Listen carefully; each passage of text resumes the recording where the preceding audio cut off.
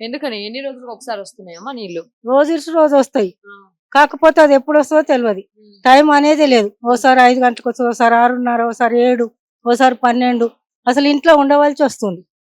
ఎవరు ఉండకుండా ఇట్లా మళ్ళీ వచ్చి బంద్ అవుతుంది ఏమన్నట్టు ఉండవలసి వస్తుంది. ఇక అసలు ఓసారి రానే రాదంటారు, వారానికి ఒకసారి ట్యాంకర్ అవుతుంది. చాలా ఇబ్బంది అవుతుంది నీళ్ళకైతే మాకు. అంతటా మంచిగా వస్తున్నాయి నీళ్ళు, ఇక్కడ ప్రెషర్ తక్కువ వస్తాయి. ఒకవేళ వస్తే ఎన్ని బిందెల వరకు వస్తాయి వచ్చిన రోజు? ఇప్పుడు మనిషికి 3-4 బిందెలు వస్తాయి. అంతే. కొంచెం ఒక 3-4 డ్రమ్ములు అవసరం పడగానే బంద్ అయిపోతుంది.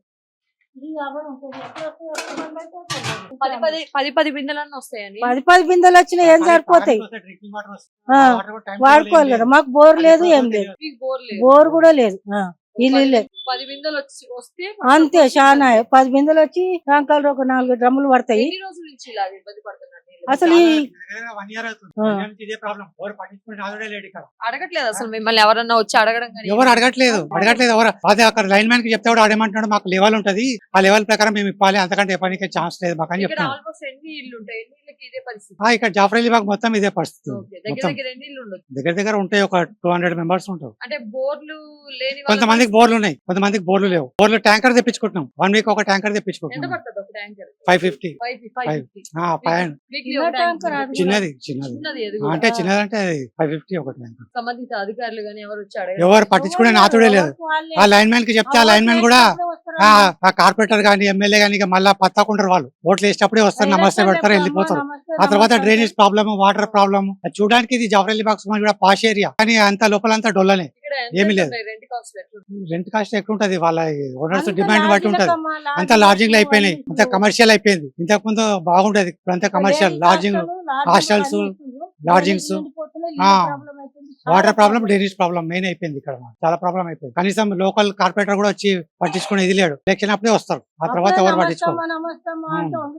చూస్తున్నారు కదా, ఇది సన్నం వస్తుంది, ఒక 10 బిందెలు 15 బిందెలు వస్తాయి, ఆ తర్వాత బంద్ అయిపోతాయి. ఇప్పుడే పరిస్థితిలో ఉంటే మరి ఎండాకాలం ఇక చెప్పలేము, అది ఎండాకాలం ఎట్లుంటో చెప్పలేము. అది ఎండాకాలం లాస్ట్ ఇయర్ సమ్మర్ సీజన్ లో కూడా ఇదే పరిస్థితి. 1 ఇయర్ నుంచి ఇదే ప్రాబ్లం, 1 ఇయర్ నుంచి ఇదే ప్రాబ్లం, 1 ఇయర్ నుంచి ప్రాబ్లం ఇదే ఉంది. Water problem, drainage problem. Drainage 1 week కాగానే డ్రైనేజ్ నిండిపోతుంది. ఆ డ్రైనేజ్ కూడా మాకు కంప్లీట్ ఇచ్చిన తర్వాత 1 వీక్ తర్వాత వస్తాం. అది కూడా ప్రాబ్లం.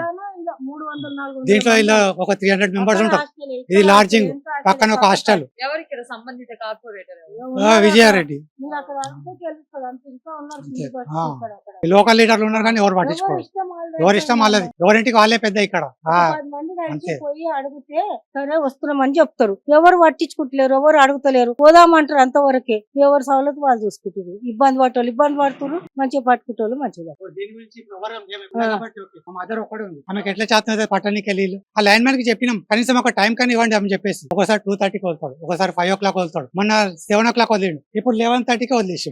మిడ్ నైట్ వదిలితే పరిస్థితి ఏంటి? మిడ్ నైట్ అంటే మిడ్ నైట్ వదిలాడు, ఇట్లే 2:30, 3 o'clock, 6 o'clock, 5:30కి. ఇప్పుడు ఒకరు ఉంటాం, మా మదర్ ఒకటే ఉంటది. ఇప్పుడు ఆమె ఎట్లా పడుతుంది, ఏజ్డ్ పర్సన్ ఆమె. నేను ఉన్నా కాబట్టి ఓకే పడుతున్నాను, నేను కూడా లేకపోతే దీని గురించి వెయిట్ చేయాల్సి వస్తుంది. నగరంలో పరిస్థితి కూడా ఇదే. చాలా మనకి ఏరియా తెలియదు కానీ మన ఇంటి దగ్గర అయితే చాలా పరిస్థితి ఘోరంగా ఉంది. ఇక్కడ వాటర్ ప్రాబ్లం చాలా ఘోరంగా ఉంది. ఇది సోమాజ్ కూడా జాఫర్ అలీ బాగ్. జాఫర్ అలీ బాగ్. జాఫర్ అలీ బాగ్, సోమాజ్. ఇదేది క్రాంతి టీవీ.